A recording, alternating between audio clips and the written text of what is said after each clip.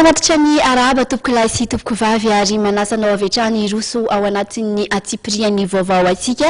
Ny lafiny ara-politika no isantarantsika an'izany. Anasangadinana indrindra moa ny akon'ny fivoriana ara-potoana ny parlemanta ny farana tamin'ny fomba ofisialy androany ara moa ny fitopivoriana ara-potoana ny parlemanta ho an'ny teo anivon'ny CT ary dia ny maraina teo no nanatanterahana ny lanonam-pamaranana tao anatin'ny kabaziny moa no nilazany ny filohan'ny CT ny momba ny asa vitan'ity androm-panjakana ity tao anatin'ny 80 andro nivorian'ny mpikambana. Anisan'ny fanamariana nentsiny ny fisian'ny kajikajy politika sy baiko tamin'ny fandaniana lalàna. Volavolan-dalàna sivy, tolo-dalàna ronina katoavy mikambana teo anivon'ny kongresin'ny tetezamita nandritra amin'ny fitopivoriana ara-potoana voalohany. Saingy nomarian'ny filohan'ny kongresin'ny tetezamita Andriamatoa Mamirakoto Arvelo fa zary lasa variana amin'ny toromarika ny antoko ny parlemanta ary adino ny mampanao lalàna azy tao anatin'ny fandiniana ny lalàna.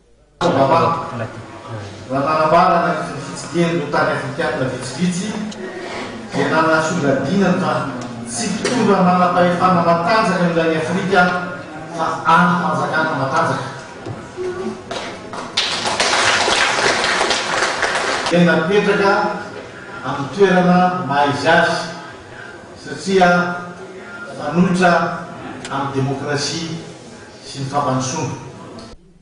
Iray amin'ireo volavolan-dalàna no lanian'ny parlemanta ary heveriny filohan'ny CT fa tsy mifanaraka amin'ny lalàna saingy lany noho ny toromarika politika amin'ny volavolan-dalàna laharana 820 tsipika 813 izay mifehy fahabanga toeran'ny filohan'ny tetezamita.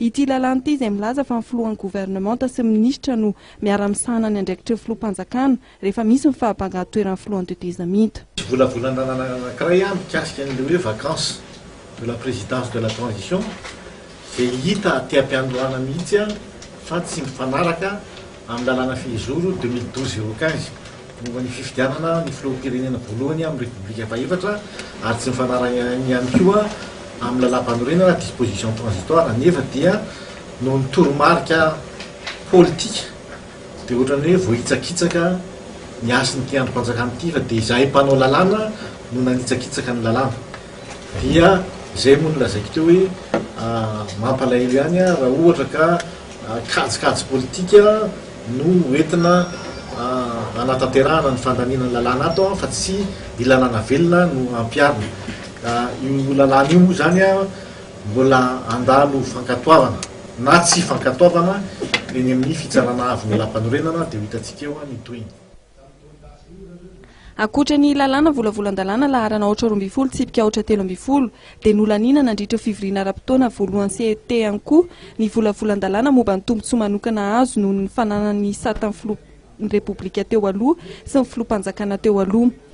Volavolan-dalàna samihafa mikasika ny famatsiam-bola tetikasa-pampandrosoana maromaro ihany koa ny laniana. Anisan'izany ny volavolan-dalàna momba ny fiarovana mitondra trano sy mamaritra ireo aba ho fiarovana mitondra trano, ny tetikasa tantsorika ny fampandrosoana ny faritry Menabe sy Melaky ary ny famatsiam-bola ny tetikasa fanajaliana amin'ny foto-drafitrasa momba ny lalana na ny IPER. Nodiniana ary lanian'ny parlemanta ny tetezamita ihany koa ny volavolan-dalàna izay manova sy mameno ny andininy sasasasany amin'ny lalàna laharana 1 sy 2 arivo tsipika 809 mikasika ny asam-pisolo vavy.